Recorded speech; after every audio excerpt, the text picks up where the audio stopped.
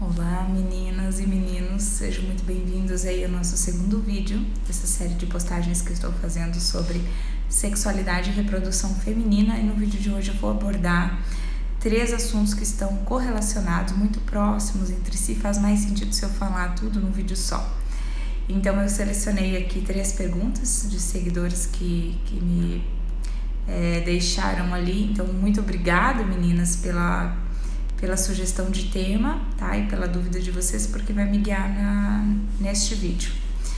Bom, 3 coisas, né? A gente vai começar por um sintoma de TPM, um sintoma uterino e um sintoma ovariano. O sintoma de TPM é dor de cabeça. O sintoma uterino que eu vou falar hoje são as cólicas e os miomas. E eu também vou falar de ovário policístico nesse vídeo. Então, vamos tentar entender, né, quais tipos de situações a gente passa e vive e não lida muito bem, porque às vezes são coisas que nos impactam, né, de uma maneira mais intensa, mais profunda, nossa psique, mas que também reflete na nossa biologia, na nossa fisiologia, que nos levam a apresentar que tem essa correlação com os sintomas desses órgãos reprodutores que eu acabei de citar. Então vamos pensar no sintoma de pré-menstruação, que é muito comum. Obrigada pela seguidora que enviou essa pergunta. Ela me escreveu o seguinte: eu tenho muita dor de cabeça quando estou para menstruar. Qual é o conflito que eu estou vivendo? Bom, algumas mulheres elas têm sintomas de TPM desde a menarca, desde a primeira menstruação, já outras passam a ter sintomas de TPM depois de uma certa idade, algumas até mesmo somente depois que tem filhos. Não existe uma regra. Então a gente entende que quando essa mulher ela passa a ter certos sintomas é porque ela passou sim por certas vivências, e isso programa o organismo dela para dar um tipo de resposta, basicamente quando ele entende que ele está passando por uma fase muito parecida com aquela que ele viveu o conflito. É como se fosse uma releitura mensal que essa mulher faz a respeito de algum conflito relacionado à reprodução, à gravidez. Qual é o conflito, então, da dor de cabeça? Quando a gente pensa em dor de cabeça relacionada à menstruação especificamente, e essa característica da dor de cabeça, em 99% dos casos, vai ser uma dor pulsativa, uma dor que provavelmente vai ser mais frontal, né, nessa região da cabeça, e vai ser uma dor que pulsa, lateja, né? Então essa mulher ela está tendo uma resolução, uma fase de resolução, porque essa característica pulsativa da dor de cabeça nos mostra isso, que é uma fase resolutiva, uma fase inflamatória de certos centros cerebrais que estão localizados nessa região anterior aqui do córtex cerebral, relacionados a medos antecipatórios, tá? Isso tem a ver com tireoide, isso tem a ver com brônquios, tem a ver com laringe. E essa mulher, ela pode sim ter essa dor de cabeça quando ela teve alguma situação. Pode ser naquele ciclo, ou pode ser já de ciclos bem anteriores, ou pode ser até mesmo já antes dessa mulher menstruar, relacionados a engravidar. Grandes medos. Às vezes a gestação é percebida por essa mulher como um risco, como uma situação que pode ameaçá-la de alguma maneira, ameaçar sua integridade física, emocional, financeira, enfim, relacional. E essa gestação, essa possível gestação, né, que ela possa vir a desenvolver a cada mês que ela ovula, a coloca nesse conflito de medo em relação a ter filhos. Às vezes são mulheres que se passam a ter isso depois de uma certa idade, elas mesmas acabaram vivendo essa situação, e a partir daquele momento, né, a partir de um grande medo de ter um filho, por qualquer motivo que seja, de engravidar, ela passa a ter dores de cabeça quando ela está para engravidar. Por quê?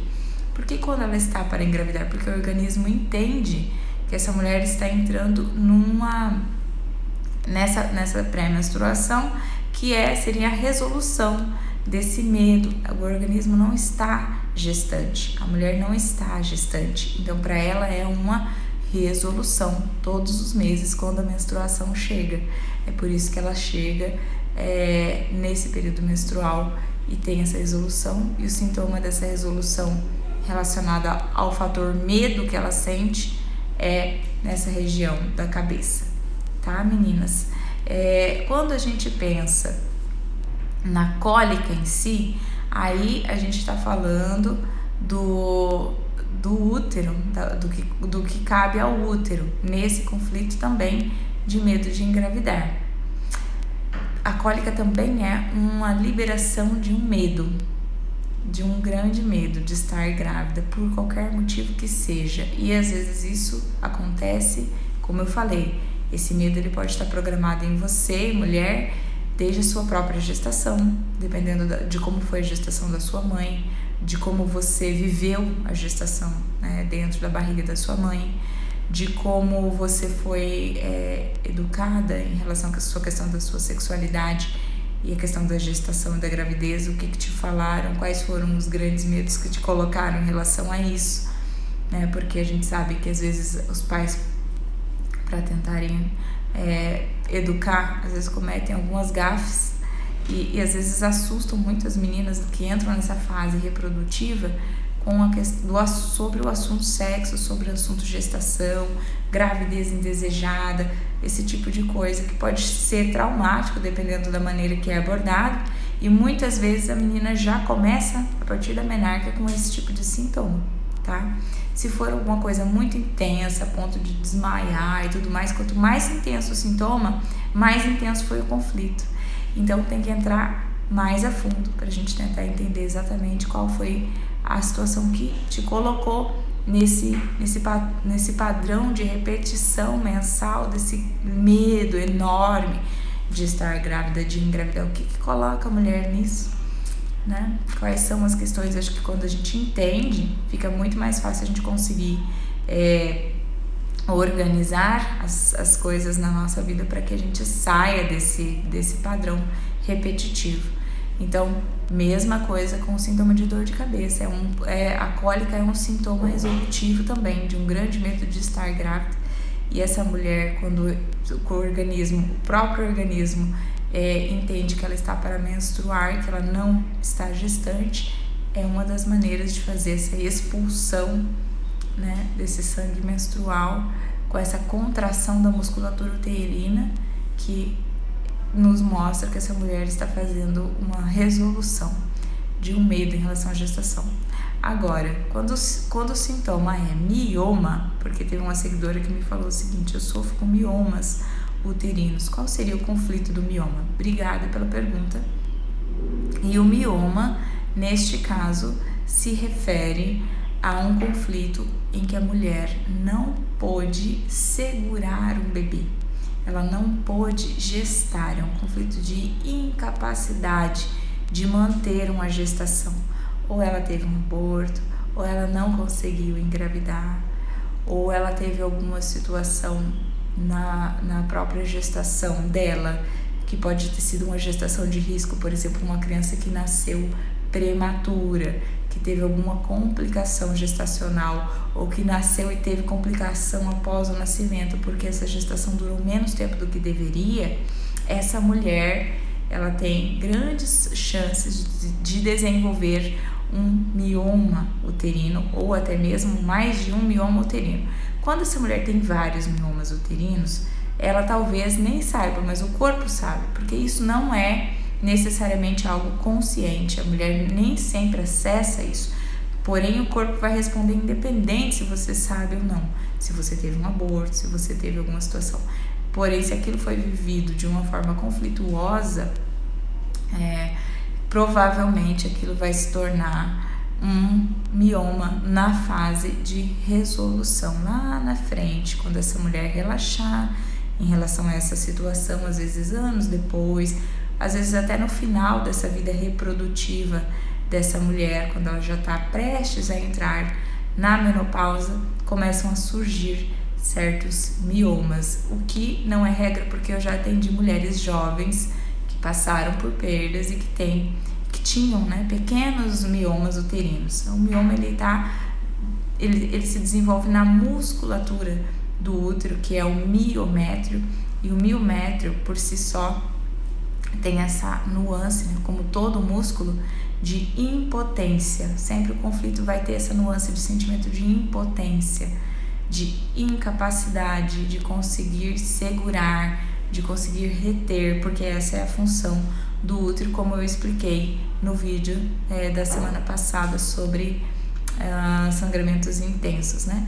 E existe uma correlação com aquele vídeo, porque mioma geralmente, né, na fase de resolução também sangra, o que também não é uma regra, porém, às vezes acontecem essas metrorragias no período de resolução. E daí, se for esse o seu caso, assista o vídeo da semana passada, porque são conflitos que podem estar correlacionados à metrorragia com o mioma. E não quer dizer que são coisas que obrigatoriamente vão surgir juntas. O mioma não necessariamente leva todas as vezes a mulher a ter metrorragias, que são aqueles sangramentos, né, voluptuosos, aquela coisa assim, às vezes que chega a mulher até desenvolver anemia por conta disso. Então, mas veja o vídeo da semana passada, se esse for o seu caso, que você vai entender qual é a correlação desse sangramento. E o mioma basicamente é exatamente isso que eu falei, uma incapacidade de reter uma gestação, uma incapacidade de segurar um feto, seja já no início da gestação, seja em uma gestação que já caminhou um certo período de tempo. Quando nós pensamos nos ovários policísticos, que foi uma questão que uma outra seguidora enviou, então também obrigada, querida, pela sugestão. Ovários policísticos. Quando nós pensamos em ovário, a gente acaba pensando em duas nuances aí que a pessoa possa viver, de situações que ela sente isso. É um sentir emocional, é um sentir inconsciente, que ele surge assim que a gente vive uma situação inesperada, de uma forma que nós não controlamos e que acontece fora do nosso campo de consciência. Esse é o sentir biológico e não o sentir psicológico, porque o sentir psicológico muitas vezes nós temos consciência de como nós nos sentimos, mas o sentir biológico é o que está na raiz daquele sentir psicológico, porque a psique, aquilo que a gente começa a processar sobre aquilo que a gente viveu, é secundário àquela primeira resposta instintiva do nosso organismo, que é o que nos leva a desenvolver um sintoma X e não um sintoma Y. Então, quando a gente fala de ovário policístico, nesse caso específico, nós estamos falando da temática de perdas. Então, são pessoas que passam, mulheres que passam por perdas, situações que a gente aqui pode estar relacionado, sim, a uma pessoa, um familiar, uma situação que a gente perde, qualquer situação que é vivida como uma perda, um animal de estimação, tá? Pode ser uma criança também.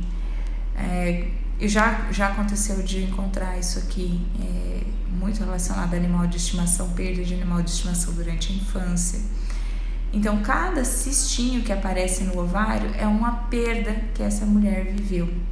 Às vezes, nem sempre relacionado diretamente à morte, mas uma separação, um distanciamento que é vivido como uma perda, uma mudança ou várias mudanças, por exemplo, na infância, que tiram essa criança do convívio de outras pessoas que para ela são muito importantes, ela vive isso como uma perda. Isso também pode ocasionar cistos ovarianos.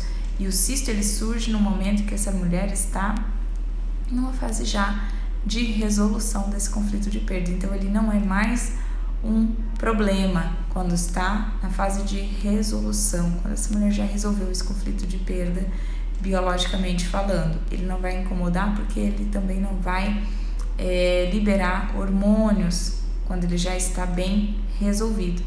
Então, se você tiver esse sintoma, talvez valha a pena investigar para entender melhor ou esse conjunto de sintomas, né, do que se trata. Espero ter esclarecido.